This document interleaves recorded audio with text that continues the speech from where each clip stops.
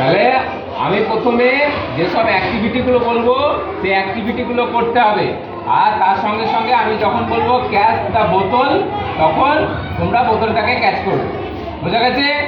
তাহলে শুরু করি। Touch the head, touch the leg, touch the belly, touch the nose, touch the ear, catch the বোতল।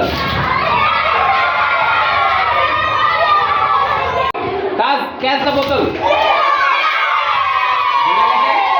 বোঝা গেছে? রাখ নিজে নিজে সামনে সোজা করে।